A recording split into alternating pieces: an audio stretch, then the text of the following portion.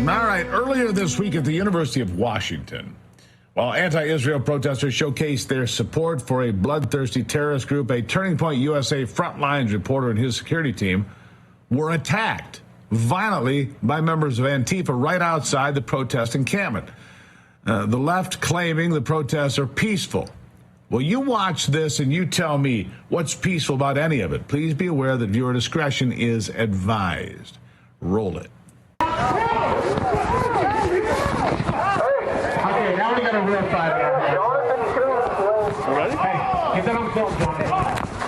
Come on.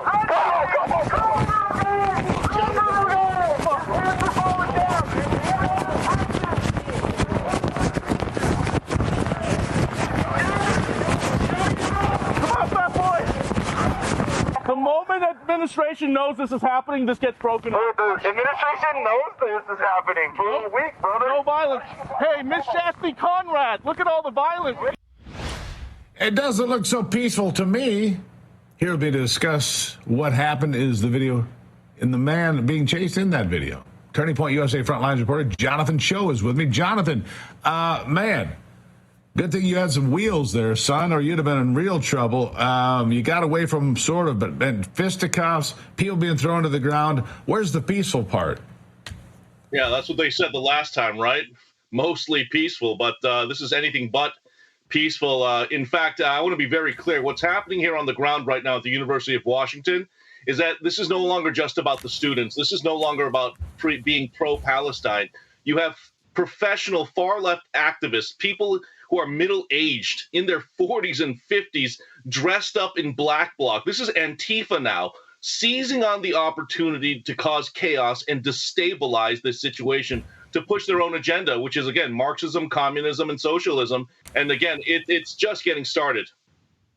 Right. They're bringing Rent-A-Riot to the University of Washington. And I say Rent-A-Riot because it's paid for. It's clearly being paid for by outsiders who are funding. I mean, the tents look the same. There's piles of food and water and things being delivered. This is not by accident. All the placards are being printed and stacked up, right? I mean, this is obviously an organized event being fueled cash-wise from the outside, quite clearly.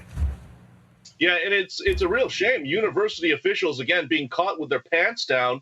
And they know that violence is happening. They know anti-Semitism is running rampant here on campus.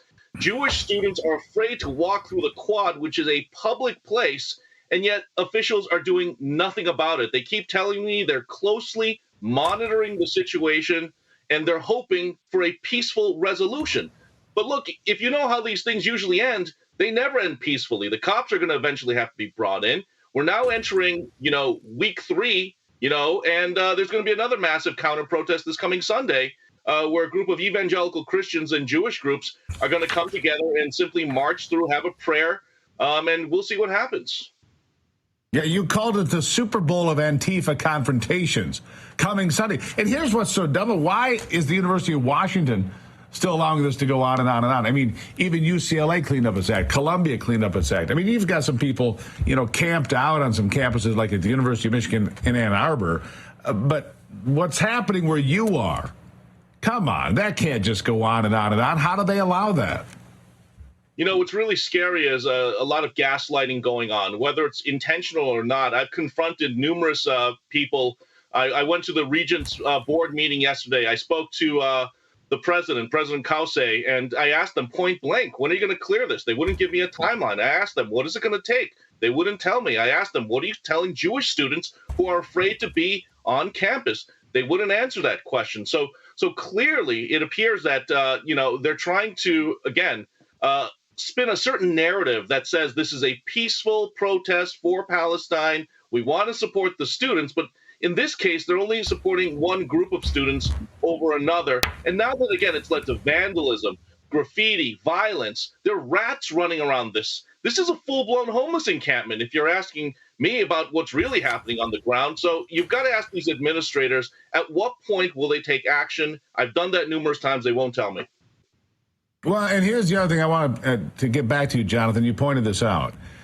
These are people in their 30s, 40s, 50s. And we saw people that were professional organizers and advisors to this sort of activity in New York and Columbia. We saw a woman there that was in her 60s who was basically a riot advisor Where do you buy a riot advisor? Go to the Yellow Pages and be a riot advisor. I mean, I don't know what you pay for such a thing, but it's outrageous.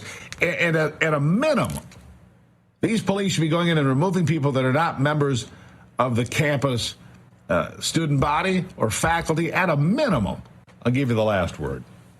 Yeah, and, getting back to that insane melee I was involved in, I want to be very clear. I threw some blows to leave the situation, but you saw it. I was running and they were chasing me. And afterwards, we finally were able to find police officers who are nowhere to be found on campus right now. They always show up after the fact. We filed numerous police reports, but when I straight up asked them, hey, will somebody follow me back into the quad? I can point you to the tent where the Antifa activists are staying, the cops refused to go in and would not give me an answer why they wouldn't go in and investigate and root these people out. It is a public university, right? It's public property, University of Washington, so therefore they can go in and they just don't. Jonathan Cho, look, I respect what you're doing. I want you to be careful, but I look forward to seeing what happens here on Sunday as the protest and counter-protest comes in. Rent a ride as well, armed as you know, so be careful. All right, thanks again for having me. Thank you. Jonathan Cho. Man, he's lucky he had some wheels. I'm not kidding you. We'll get back to the news after a quick break and a message from our sponsor, Birch Gold. Can your savings weather an economic storm? Think about what you put away for the future. Inflation can render cash worthless. Real estate can crash like it did in 2008. Economies built on a mountain of debt can fall like a house of cards. There are very few physical assets you can invest in that can stand the test of time. Gold has withstood as a valued form of money for millennia. It's why people are flocking to it now and why Birch Gold is busier than ever. Through a little-known tax loophole, Birch Gold lets you convert a retirement account into a tax-sheltered IRA in physical gold. And the best part is, it doesn't cost you a penny out of pocket. To learn more, text America to 989898. Claim your free information kit on gold.